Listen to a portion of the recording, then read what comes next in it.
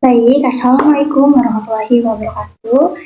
Perkenalkan, nama saya Lina Kanada dengan NIM 443240136 dari kelas C. Jadi saya di sini akan menjelaskan materi tentang lingkungan laut. Nah, lanjut saja. Di sini ada outline-nya. Yang pertama itu menjelaskan definisi laut. Yang kedua menjelaskan pembagian habitat laut menurut penetrasi cahaya. Yang ketiga, menjelaskan pembagian habitat laut menurut permukaan secara horizontal. Yang keempat, menjelaskan tentang pembagian lingkungan metrik.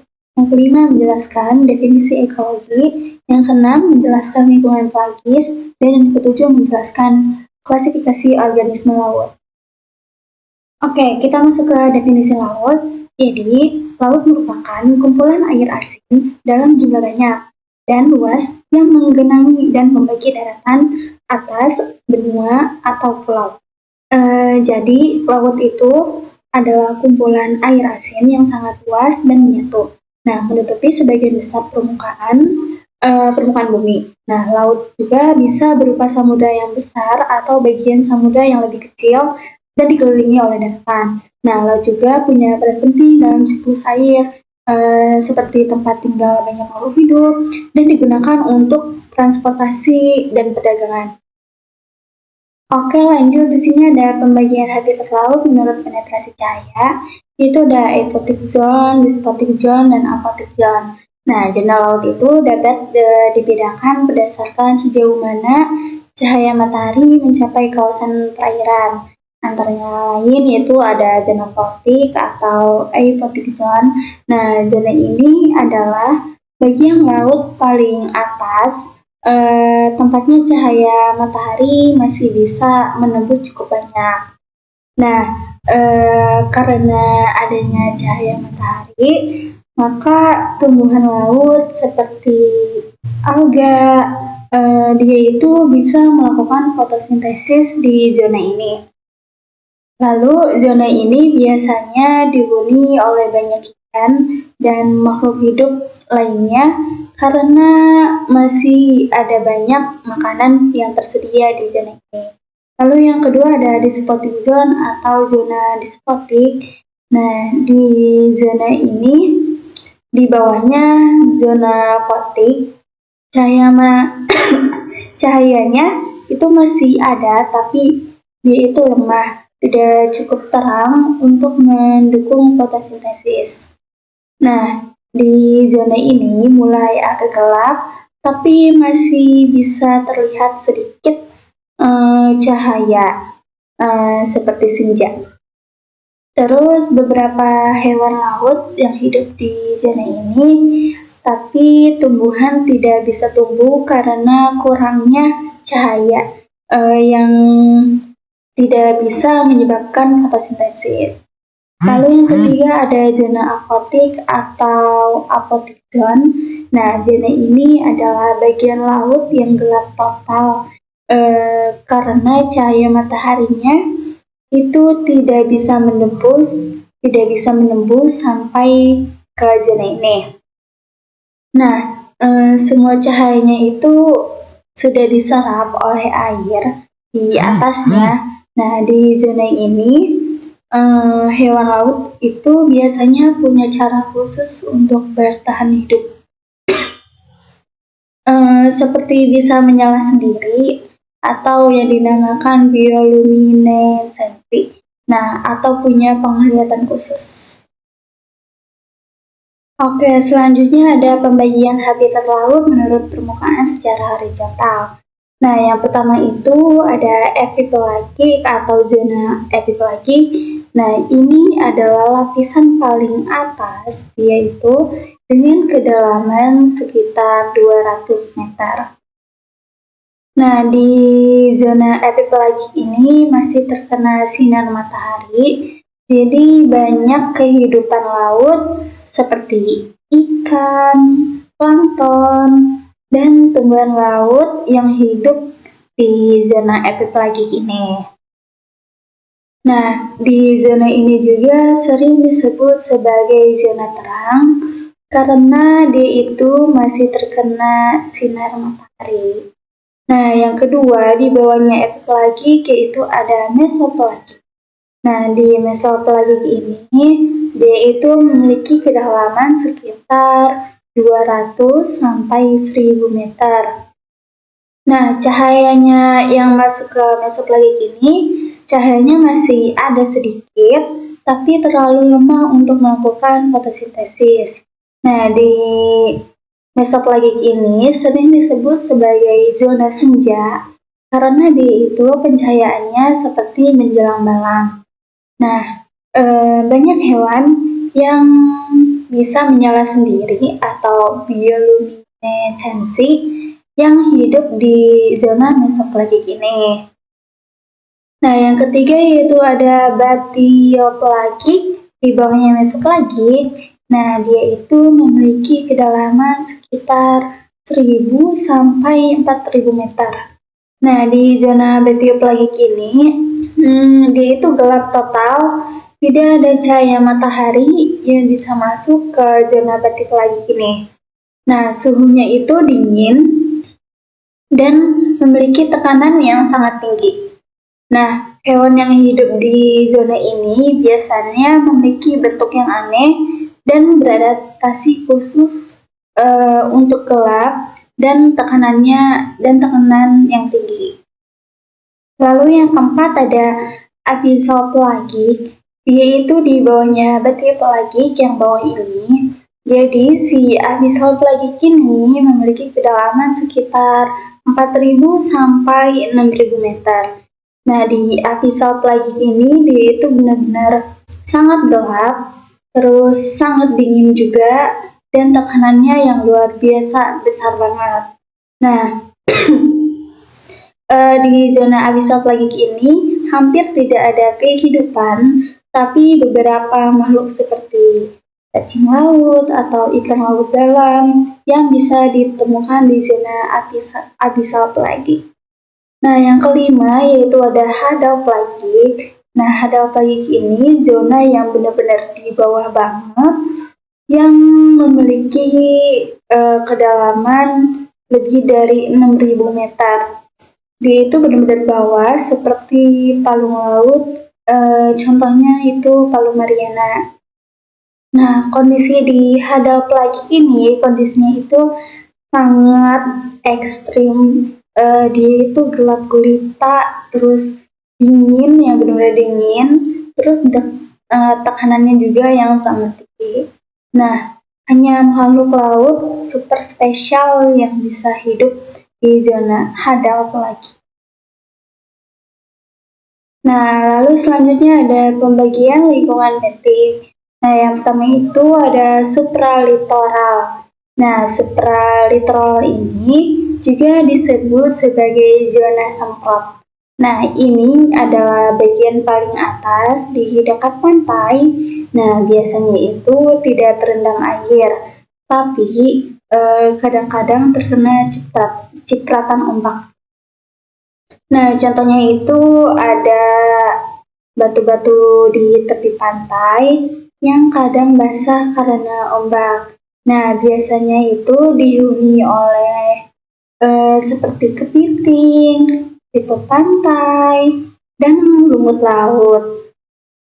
Lalu di sini yang kedua ada zona litoral atau litoral. Nah, ini adalah zona pasang surut. Nah, yaitu terendam saat pasang dan terbuka saat surut. Nah, makhluk hidup di sini harus kuat menghadapi perubahan air, suhu, dan kadar garam. Contohnya, hewan yang hidup di zona litoral ini ada kerang, ada rumput laut, dan ada kepiting. Lalu yang ketiga ada sublitoral. Nah, sublitoral ini memiliki kedalaman 200 meter berbatasan dengan zona eufotik. Nah, jadi zona ini terendam air laut bahkan saat air surut. Nah, mulai dari zona pasang surut sampai kedalaman sekitar 200 meter. Nah, ini adalah zona yang subur dan penuh kehidupan. karena masih cukup mendapat cahaya matahari. Nah, jadi banyak ikan, karang, rumput laut, dan terumbu karang yang hidup di zona sublitoral ini. Lalu yang keempat ada laut dalam. Jadi di sini adalah bagian laut yang sangat dalam, jauh dari pantai dan tidak terkena cahaya matahari sama sekali.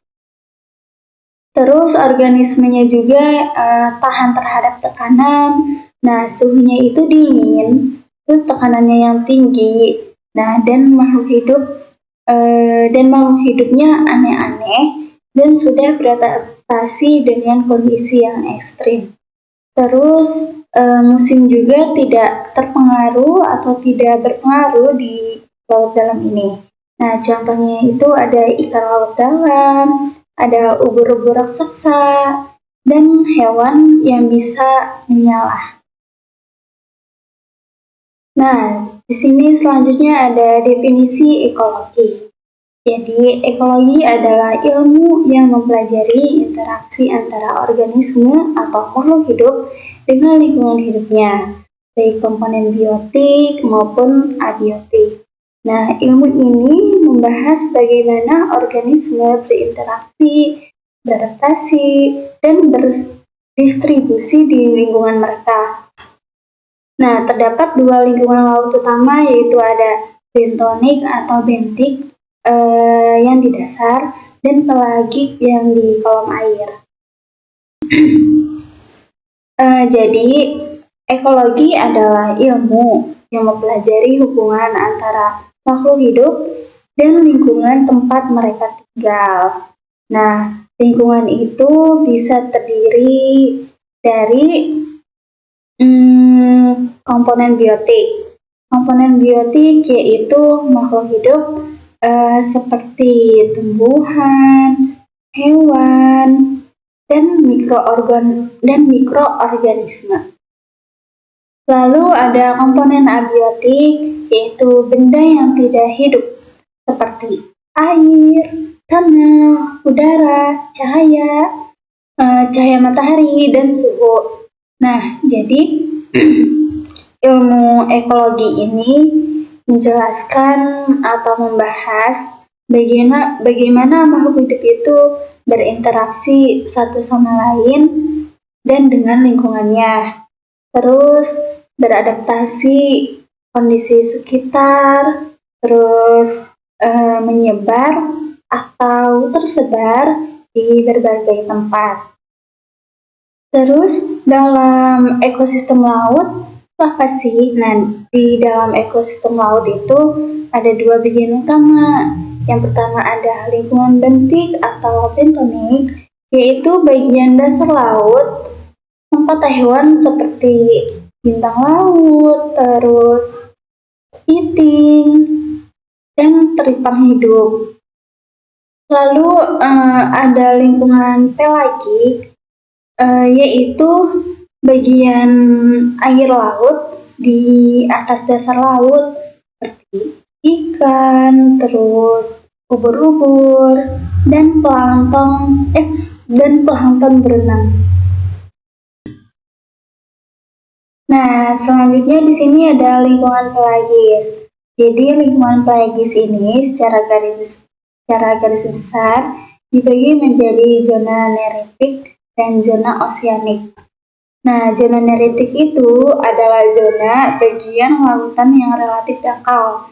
Nah, di sini zona neritik nih, yang sebelah kanan. Nah, dia itu di atas landas kontinen dan memiliki kedalaman sekitar 200 meter atau 660 kaki. Nah, di zona neritik ini juga disebut sebagai perairan pesisir, laut pesisir, atau zona sublitoral. Jadi, karena kedalamannya yang dangkal, zona neritik ini kaya akan cahaya matahari dan oksigen. Lalu di sebelah kiri di sini ada zona oseanik. Jadi zona oseanik itu adalah ekosistem laut yang sangat dalam.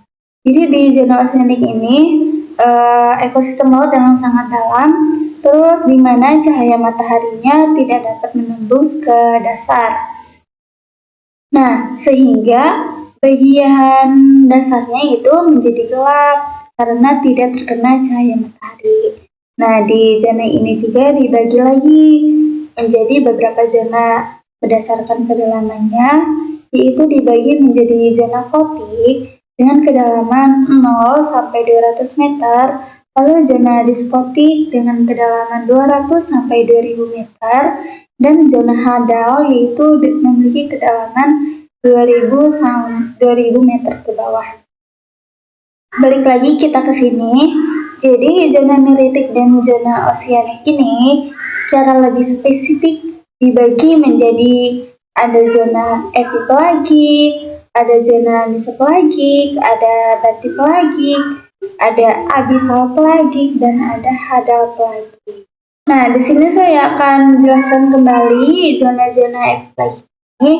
Tadi kan saya sudah dijelaskan di pembagian laut secara horizontal. Maka di lingkungan pelagik saya jelaskan kembali. Jadi zona epipelagik ini merupakan lingkungan kolom air yang paling atas. Nah, cahayanya itu tercampur baik dari nutrien yang sangat dipengaruhi oleh perubahan suhu dan salinitas. Nah, sumber makanan di zona epipelagik ini yaitu ada fitoplankton yang produksi primer dari adaptasi yang sangat bervariasi tergantung dari daerah oseanik yang memiliki beberapa jenis biota laut atau biota epipelagik. Contohnya itu ada fitoplankton, ada zooplankton, ada bakteri plankton, dan ada nekton yang hidup di zona epipelagik ini. Nah, yang kedua ada mesopelagik. Nah, mesopelagik ini berada di bawahnya zona epipelagik atau di bawah lapisan yang masih terkena banyak cahaya matahari yang disebut sebagai zona fotik. Nah, di zona ini cahayanya sangat redup, jadi tumbuhan laut itu tidak bisa melakukan fotosintesis dengan baik. Nah, oksigennya juga itu di zona mesopelagik mulai berkurang. Nah, cahayanya itu remang-remang atau suram, seperti menjelang malam atau biasa disebut dengan senja. Terus, makanan yang di zona mesopelagik ini yaitu hewan di sini hidup dengan mengandalkan sisa-sisa makanan atau makhluk hidup kecil yang turun dari lapisan atas atau zona fotik. Nah, tempat makanan yang menyediakan lebih banyak. Nah, ikan yang hidup di mesopelagik ini tidak terlalu banyak ditemukan. Nah, tapi mereka itu punya adaptasi khusus seperti ukuran tubuh kecil sekitar 10 cm, terus gigi yang tajam, dan mulut besar untuk menangkap mangsa. Terus memiliki mata yang sangat peka terhadap cahaya. Nah, terus beberapa juga punya organ bercahaya atau fotofera yang bisa menyala di dalam gelap. Jadi hewan yang di mesopelagik ini ada beberapa hewan yang memiliki yang bisa menyala di dalam gelap. Lalu yang ketiga ada batipelagik. Nah, itu kedalamannya 1000 sampai 4000 meter. Nah, di itu gelap total, tidak ada cahaya matahari yang masuk ke dalam zona batipelagik ini. Terus makanan di zona batipelagik ini itu dari sisa-sisa makhluk hidup di atas atau memangsa hewan lain. Terus lingkungannya juga banyak terjadi pemangsa dan mangsa di zona batik lagi ini. Terus banyak hewan yang punya cahayanya sendiri atau bioluminescensi.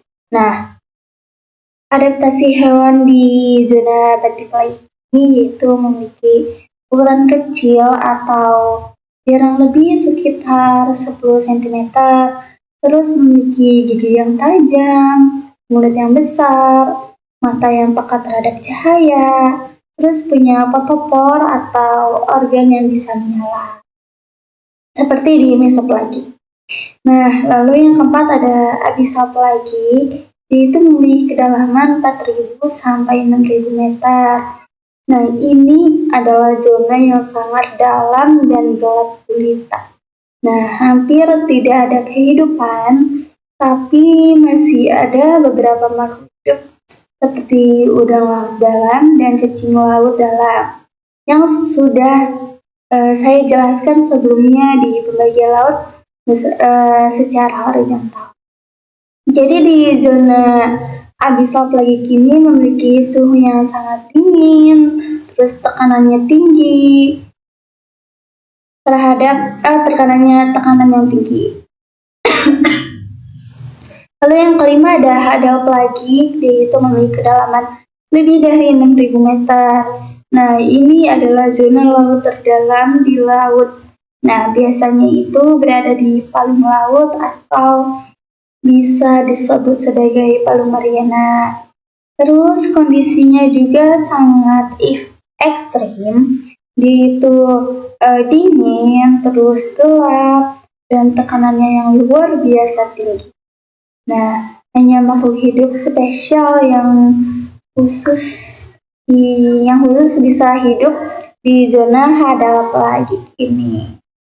Nih, di sini ya, zona hadal plagi ini di yang paling dalam. Lalu kita lanjut, di sini ada klasifikasi organisme laut. Jadi, di klasifikasi organisme laut ini ada plankton, ada nekton, dan ada bentos. Nah, plankton ini adalah organisme yang melayang di air dan tidak memiliki kemampuan untuk mempertahankan posisinya terhadap arus. Terus, di plankton ini dibagi menjadi fitoplankton dan zooplankton. Lalu di sini yang kedua ada nekton. Jadi nekton adalah perenang aktif dan meliputi mamalia, burung, dan hewan lainnya. Terus yang ketiga ada bentos. Jadi bentos adalah organisme yang hidup di dasar atau epifauna atau di dalam sedimen dasar atau infauna. Nah, di sini kita lanjut ada pengelompokan plankton. Jadi pengelompokan plankton itu yang pertama ada berdasarkan ukuran. Jadi menurut Murwani 2009, pengelompokan plankton berdasarkan ukurannya, yaitu yang pertama ada megaplankton. Nah, megaplankton ini berarti plankton yang besar, terus dengan ukuran 20-200 cm. Yang kedua ada makroplankton, di bawahnya megaplankton, yaitu memiliki ukuran sekitar 2-20 cm. Yang ketiga ada mesoplankton, jadi mesoplankton ini memiliki ukuran 0,2-20 mm yang masih bisa dilihat dengan mata. Lalu yang keempat ada mikroplankton, yaitu plankton yang udah kecil, jadi memiliki ukuran sekitar 20-200 mikroskop meter. Yang kelima ada nanoplankton yang memiliki ukuran sekitar 2-20 mikrometer. Terus yang keenam ada pikoplankton dengan ukuran sekitar 2 mikrometer. Nah, yang kedua berdasarkan asal, jadi menurut Hermawati 1984, berdasarkan asalnya plankton dapat dibedakan menjadi autogenik. Jadi autogenik ini plankton yang berasal dari perairan itu sendiri. Lalu yang kedua ada alogenik. Nah, alogenik ini merupakan plankton yang berasal dari perairan lain. Yang ketiga berdasarkan siklus hidup. Jadi planktonnya dibagi berdasarkan lamanya hidup sebagai plankton. Nah, yaitu ada holoplankton. Nah, holoplankton ini menjadi plankton sepanjang hidupnya. Contohnya yaitu ada plankton laut terbuka. Lalu contohnya yang kedua ada meroplankton. Jadi meroplankton ini hanya menjadi plankton pada tahap awal dia hidup seperti larva ikan atau udang. Nah, itu nanti setelah dewasa mereka hidup seperti hewan biasa. Terus yang ketiga ada tikoplankton. Jadi tikoplankton ini sebenarnya bukanlah plankton yang sejati karena biota ini dalam keadaan normalnya itu hidup di dasar sebagai bentos. Nah, namun karena gerak air menyebabkan ia terlepas dari dasar dan terbawa arus, jadi dia itu mengembara sementara sebagai plankton. Nah, yang keempat itu berdasarkan sebaran horizontal. Jadi dilihat dari penyebarannya ke samping, ada plankton yang hidup dekat pantai atau neritik. Terus dan ada juga plankton yang hidupnya di laut atau samudra, di laut lepas atau samudra, atau yang dinamakan sebagai oseanik. Nah, penyebaran ini tergantung pada arus laut, suhu, dan salinitas. Nah, yang kelima yaitu berdasarkan sebaran vertikal. Jadi, di sebaran vertikal ini dibagi lagi. Yang pertama itu ada epiplankton. Jadi, epiplankton ini adalah plankton yang hidup di lapisan permukaan sekitar 100 meter. Yang kedua ada mesoplankton. Jadi mesoplankton ini yakni plankton yang hidup di lapisan tengah pada sekitar 100 sampai 400 meter dari dasar. Terus yang ketiga ada hipoplankton. Jadi hipoplankton ini adalah plankton yang hidupnya pada kedalaman lebih dari 400 meter. Nah, termasuk dalam kelompok hipoplankton adalah batiplankton yang hidup pada kedalaman lebih dari 600 meter dan abyssoplankton yang hidup di lapisan yang paling dalam sampai 3.000 sampai 4.000 meter. Lalu kita lanjut, di sini ada fauna dan flora bentos. Jadi faunanya itu ada Porifera, ada Coelenterata atau Cnidaria, ada Brachypoda, Annelida, Arthropoda, dan Mollusca. Jadi Porifera ini merupakan hewan laut yang bentuknya seperti spons, seperti pada gambar di samping. Nah, mereka itu tinggal menempel di batu atau dasar laut dan menyaring air untuk mendapatkan makanannya. Yang kedua ada Coelenterata atau Cnidaria. Jadi dia itu contoh hewannya yaitu ada ubur-ubur, ada anemon laut, dan ada terumbu karang. Nah, mereka itu penting karena membangun ekosistem terumbu karang, tempat banyak hewan laut untuk hidup. Nah, yang ketiga ada Brachypoda. Jadi Brachypoda ini hewan yang sekarang hanya ditemukan sebagai fosil atau benda sisa dari zaman dulu. Nah, mereka itu mirip seperti kerang, tapi sudah jarang ditemukan hidup untuk saat ini. Nah, yang keempat ada Annelida. Jadi Annelida ini merupakan kelompok cacing, contohnya adalah cacing laut. Terus dia itu hidup di dasar laut dan membantu menjaga kebersihan dasar laut. Lalu yang kelima ada arthropoda. Jadi arthropoda ini merupakan kelompok hewan yang punya tubuh bersegmen dan kaki yang berluas-luas. Contohnya itu seperti udang, kepiting, dan lobster. Lalu yang keenam yaitu ada moluska. Dia itu merupakan kelompok hewan seperti kerang, cumi-cumi, dan siput laut. Terus dia juga banyak memiliki nilai ekonomis yang tinggi karena sering dijadikan sebagai makanan untuk manusia. Nah, yang ketujuh yaitu ada Echinodermata.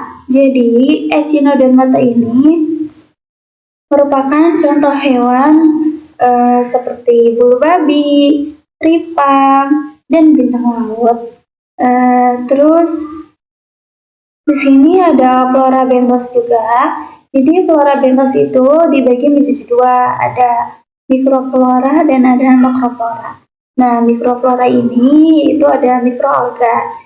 Nah, itu ada alga merah atau rhodophyta. Setelah yang bernilai ekonomi, terus ada alga merah, terus juga ada alga hijau. Terus ada makroflora. Jadi makroflora ini ada rumput rawa garang. Terus ada seagrass atau lamun, dan ada mangrove atau tumbuhan bakau. Nah, di sini kita lanjut, yaitu ada nekton. Jadi nekton adalah hewan-hewan yang tidak bergantung pada arus atau gerakan angin, sehingga dapat bergerak sendiri ke sana kemari secara bebas. Nah, contoh hewannya itu ada cephalopoda, ada cumi-cumi, gurita, udang, ikan atau reptil, terus ada ikan, reptil, terus ada penyu, terus ada mamalia yaitu contohnya paus, lumba-lumba, dan dugong. Nah, jadi nekton itu adalah organisme akuatik aktif yang berenang dan mampu mengatasi arus air. Terus, sehingga dapat bergerak bebas di dalam kolam air. Terus, ini beberapa dengan plankton yang pergerakannya itu sangat terbatas dan lebih banyak terbawa oleh arus. Nah, ciri-ciri nekton juga yaitu yang pertama, dia itu mampu berenang secara aktif. Terus yang kedua, dia itu dapat berpindah tempat melawan arus. Terus yang ketiga, umumnya berukuran sedang hingga ada beberapa yang besar. Sedang hingga besar lah.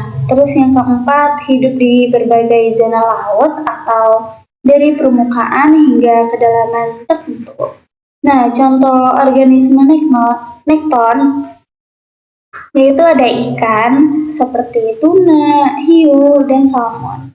Terus ada mamalia lautnya juga yaitu ada paus, ada lumba-lumba, ada anjing laut, terus ada dugong. Terus reptil lautnya itu yang termasuk adalah penyu.